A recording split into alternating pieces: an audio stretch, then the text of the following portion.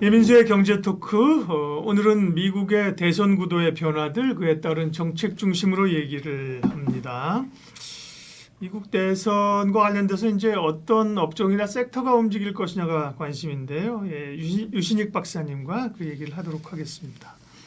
일단 트럼프의 당선 가능성이 높아지면서 트럼프 트레이딩 관련주들이 한번 단기적으로 쫙 오르고 있었는데요. 결국은 이제 큰 흐름으로 봐야 되니까 큰 흐름으로 보게 되면 글쎄, 이 박사님 로직은 누가 되든 성장 산업은 미국은 갈 수밖에 없다라고 말씀을 하셔서 일단 제일 궁금한 게 이제 IT입니다. IT가 사실은 IT, AI, 반도체 쪽이 굉장히 사실 많이 올랐잖아요. 근데 공교롭게도 트럼프의 당선 가능성이 높아지면서 조정이 왔단 말이에요. 그러면 IT는 어떻게 되는 거예요? 이게 트럼프는 우리가 제조업, 전통산업 하면 이제 IT는 타격을 받는 섹터예요?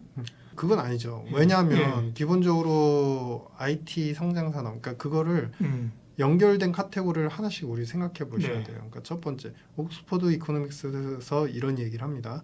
지금 미국 정부가 AI 관련돼서 실제 산업의 접목, 경제의 접목의 준비 그리고 자금 이 두 부분의 힘을 생각해 봤을 때 전 세계에서 1등이다. 그렇죠. 그러면 이 트렌드가 끝날 것이냐? 아니죠. 두 번째, 그러면 이거 돈이 되게 많이 들어간 산업인데 이게 가능할까요? 가능하죠. 왜?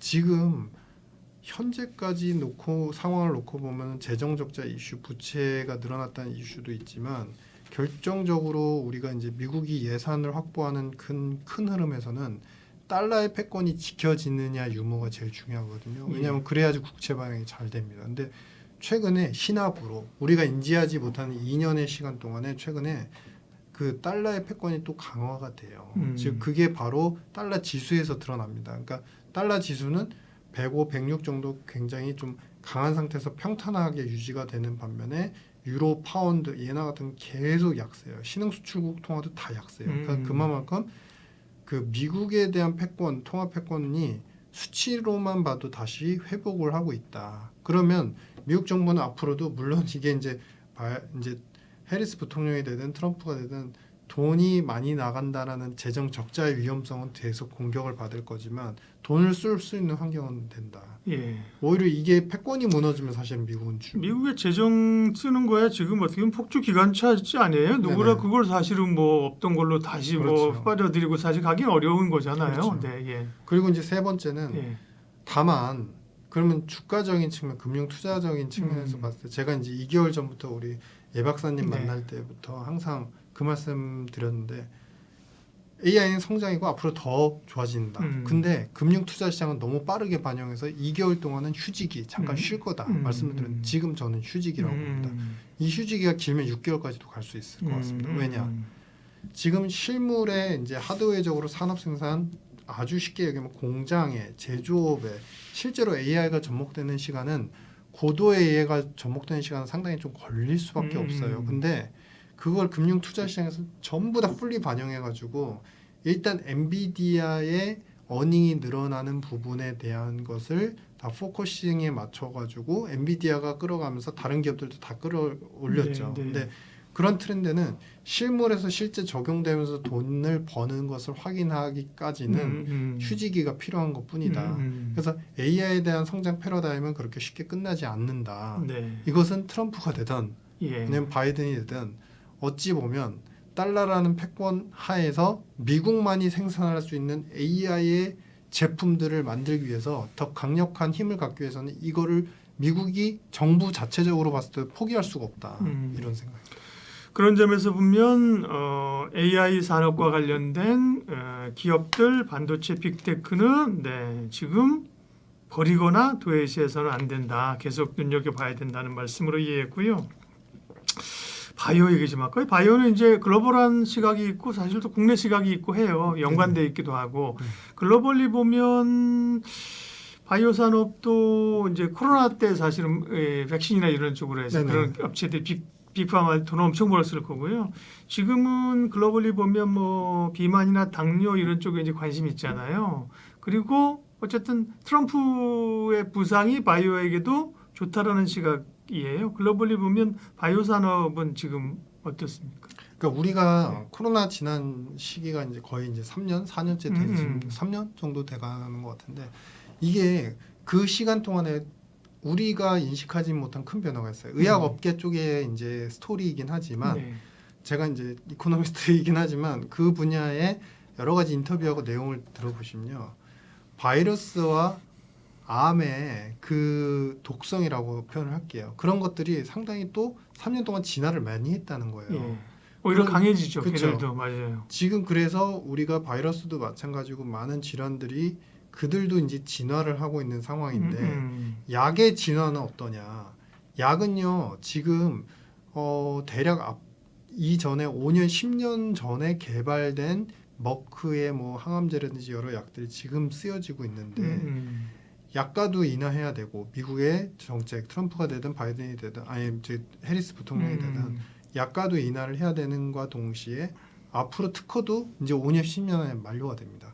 그러니까 새로운 기술을 확보해야 되는 빅파마들의 전쟁이 지금 일어나고 있는 상태예요. 그래서 한 달에 지금 적게는 10건, 많게는 20건 이상 뭐 벤처 기업들까지 해서 다 사들이고 있어요. 그렇죠. 왜냐하면 기술을 사는 것보다 회사를 사는 게 더 싼 구간이 돼버렸어요. 예. 그래서 지금 모건 스탠리에도 이런 취지의 이제 보고서가 나오는데 4천억 달러에 이르는 돈을 가지고서 지금 빅파마들이 인수합병에 계속 돌입을 하고 있다. 모색을 하고 있다.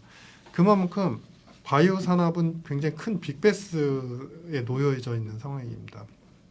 근데 여기서 앞서 말씀하신 것처럼 우리가 이제 그 비만 쪽 이야기를 하셨지만 우리가 시장은 엄청나게 크지만 정복을 못했던 시장 중에 하나가 바로 비만 시장이었던 것이고요. 예. 최근에는 정복이 아니라 안 먹으면 되는 건데 암이야 사실 우리가 뭐 어떻게 암도 사실 또 좀 유전적인 것도 있지만 환경적인 것도 사실 많긴 한데 그렇죠. 제 얘기 무시하시고 계속 얘기하시면 돼. 지금 최근에는 고령화 이슈 때문에 치매, 고령화 인구 계층에서 일어나는 파킨슨, 네. 그다음에 알츠하이머 병들이 어느 나라에서도 힘들잖아요. 물론 최근에 이제 그 개발된 약이 이제 승인이 됐고 FDA 승인이 됐고 팔리기 시작하는데 이 약의 효능은 사실은 현상을 멈출 뿐이지 그렇죠. 본원적 치료가 안 되는 거예요. 맞아요. 예. 그래서 지금 이 관련되는 기술, 그러니까 본원적으로 치료를 하게끔 하는 그러기 위해서 뇌 세포를 통해서 그 약물이 효율적으로 전달되게끔 하는 기술에 대한 이 빅파마들의 큰 눈치, 물밑에서의 큰 눈치 싸움이 계속 지속이 되는 거예요. 이러한 부분들은 얼마나 그러면 빅파마들 입장에서 중요하냐면요. 이 관련된 기술을 가진 기업들과 본인들, 그러니까 본인 빅파마들이 비용을 상당 부분을 대면서까지 임상을 진행을 하려고 해요. 그렇죠. 그걸 뭐 예를 들면 우리 한국 기업, 모 기업한테 그걸 이제 임상 비용을 전가시키면서가 아니라 본인들이 부담하면서까지 그만큼 이 기술에 대한 확보 전쟁이 굉장히 강력해졌다. 그런 빅파마들의 어떤 기술 전쟁이라고 표현하셨는데 그러면 국내 기업들 특별히 뭐 경쟁력 있는 뭐 바이오텍이든 혹은 뭐 AI 쪽이든 이 그 흐름을 편성하면 좋네요. 국내 그렇죠. 바이오들. 국내 이제 플랫폼화된 예. 기업이라고 표현을 할게요. 예. 이 관련된 기술을 플랫폼화해서 이미 이제 큰 빅파마한테 기술 수출한 기업도 있고요. 네. 이 관련돼서 지금 이미 이제 러브콜 속에서 계속적으로 뭐 여러 가지 이슈에서 이제 그 기술 계약을 계속적으로 수정하거나 또 새롭게 받거나 이런 이제 기업들이 있습니다. 이 기업군들은 한 4-5개 되는데 바이오 플랫폼 기업 하시면요. 여러분들 사실 뭐 구글링만 해보셔도 한국에 그런 기업들이 있다는 거 아실 것 같고요. 예. 근데 이런 기업들이 어찌 보면 이 기업군들은 10년 장기적으로 10년 전부터 이미 관련된 기술에 대해서 굉장히 큰 심도 있는 연구를 해왔고 그게 빅베스라고 표현한 기술 전쟁, 그러니까 바이오 빅파마들의 기술 전쟁이 일어나면서 그 속에서 이제서야 어떻게 보면은 이제 떠오르는 어떤 그러니까 햇빛처럼 약간 빛을 발하고 있다. 떠오르는 햇빛처럼 이제서야 이제 반짝반짝 성과를 갖다가 이제 실제로 이제 내보이고 있는 상태다. 그래서 이 관련되는 바이오 산업은 미국의 빅파마들뿐만 아니라 한국의 그 플랫폼화되어 있는 특정한 기업들에 대해서는 끝까지 우리가 굉장히 좀 주목을 하고 공부를 굉장히 많이 하셔야 될 것 같다. 그래서 바이오 산업의 빅 트렌드가 어떤 대통령이 되든 열릴 수 있을 것 같다 이런 생각입니다. 네. 미국 대선 이후에 산업 지형도 얘기를 하고 있습니다. 바이오 얘기했고요. 2차 전지 쪽이 이제 아무래도 좀 여쭤봐야 될 것 같습니다. 보면 2차 전지는 사실 뭐 지금 바이든 행정부에서도 바이든 행정부가 정책을 하려던 건 안 해서가 아니라 산업 자체가 소위 이제 너무 기대감을 땡겼었고 이제 이게 기술 전기차로의 생각이나 수요가 빠르게 늘지 않고 그러니까 소위 뭐 캐즘 구간 이런 거라든지 과하게 반영됐던 원자재 가격 이런 게 떨어지면서 하던 거잖아요. 근데 이제 트럼프가 되면 뭐 일성이 IRA 폐기하겠다. 그죠? 그러면서 이제 되게 쫄아 있잖아요. 직격탄을 얘기하고 있는 건데. 그럼 아까 박사님 얘기한 거로 보면 그것도 그렇게 쫄 필요는 없다. 네. 네. 그러니까 완벽하게 완전히 IRA 관련되는 이제 아주 쉽게 얘기해서 전기차, 네. EV 배터리 산업을 완전히 죽일 수가 없죠. 왜냐하면 물론 이제 그분이 과거에 이제 포드 자동차에 그 가가지고 연설한 걸 내용을 보면 합리적인 부분도 있어요. 그러니까 뭐냐면 EV 배터리는 우리가 생산하는 것보다 이미 중국이 생산하는 게 더 효율성이 있다. 더 싸고 좋은 걸 만드는데 우리가 이제 와서 이거를 하는 것 자체가 효율성이 없다. 그리고 우리 전통 자동차 내연차 쪽을 줄이면서 이거를 하는 것 자체가 경쟁력을 크게 유발하지 못한다. 미국이 이거는 화두를 갖고 가지 못한다. 그러면 우리가 화두를 못 갖고 가는 산업을 왜 유지해야 되느냐? 이미 잘했던 내연차 이거 계속 하겠다. 이런 입장인 거거든요. 그 부분은 합리적이에요. 근데 두 번째, 그러면 아까 말씀드렸지만 조지아나 이제 디트로이트에 일부 건설이 되어 있는 전기차 관련되는 배터리 관련되는 공장에 이미 취업해서 일을 하고 계시는 일자리에 대해서는 어떻게 감당을 할 거냐예요. 그걸 갖다 완벽하게 없애버리면요. 사실은 공화당의 그 표밭으로 인해서 공화당 상원 뭐 이렇게 자리를 차지한 그 의원 수 자체가 나중에 또 줄 수밖에 없거든요. 그러니까 그렇기 때문에 말씀을 드리는 요지는 뭐냐면 IRA를 상당 부분 쓰려고 했던 IRA 관련해서 쓰려고 했던 금액을 수정 보완하고 낮출 수는 있을 것 같아요. 트럼프가 된다면. 근데 그렇다고 해서 그걸 완전히 폐기하지 못한다.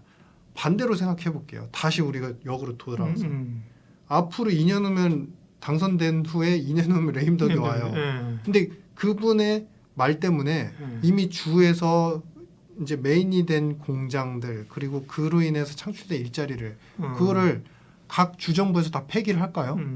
저는 아니라고 봅니다. 수정 보완은 일부 받아들여지만 딜레이하면서 최대한 유지하려는 그거는 트럼프가 아니라도 지금 수정 보완을 하고 있는 거잖아요. 그렇죠. 생각보다 속도가 더디니까 뭐 네. 기존 내연기관차들도 투자나 공장이 속도를 조금 늦추고 있는 거는 네네. 지금도 그렇잖아요. 네, 그렇죠. 예. 그래서 또 한 가지 이제 굳이 이제 말씀을 드리자면 합리적인 부분은 이게 어떻게 보면 트럼프가 전 이제 집권 시절에 공격을 했던 그러니까 어떤 포인트를 찝었던 부분이 말씀하신 것처럼 그대로 반영이 되고 있죠. 그러니까 뭐냐면 전기차 시장으로의 전환은 중장기적으로 만약에 한다라고 가정을 했을 때 이건 이제 제 개인적인 의견까지 합쳐서 말씀드립니다.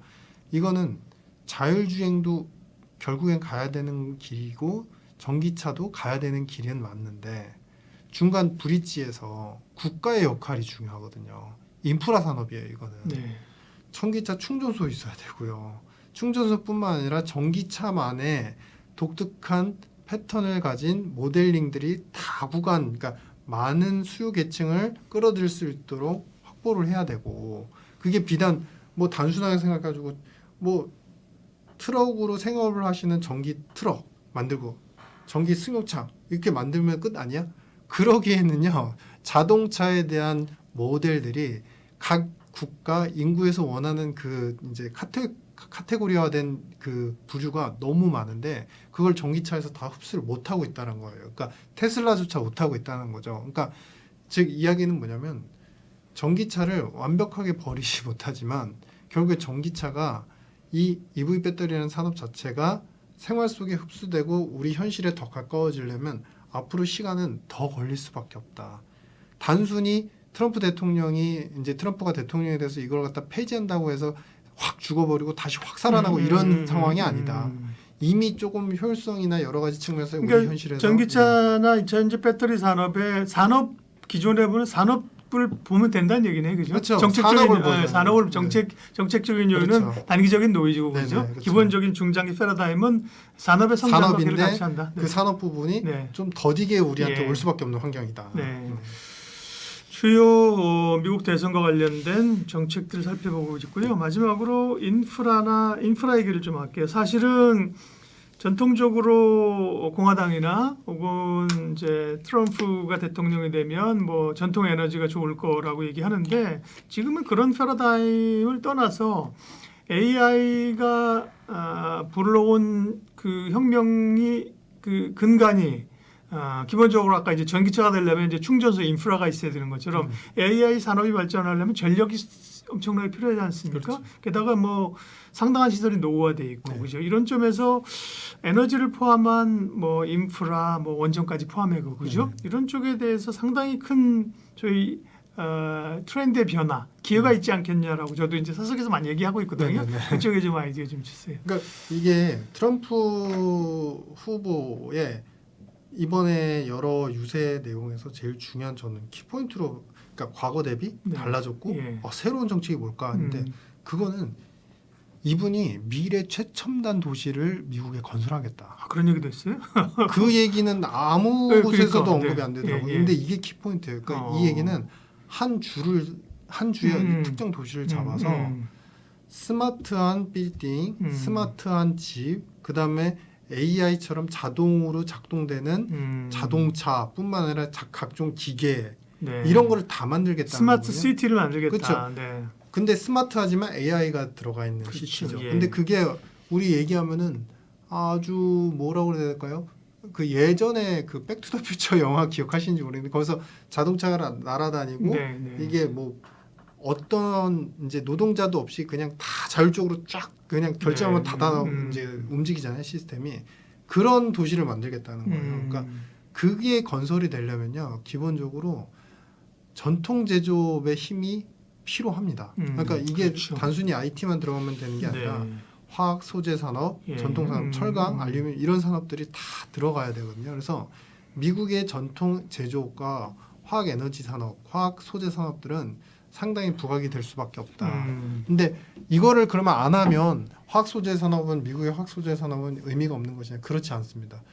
인프라 투자에 대해서는 기본적으로 민주당도 계속 드라이버를 걸고 있거든요. 노후화된 인프라를 계속 선진화시키고 더 미래화시키겠다라는 네. 이제 정책들. 그러니까 이 두 정책의 공통 분모를 생각하면 화학 소재 산업, 전통 제조업은 좋아질 수밖에 없는 그런 구조다.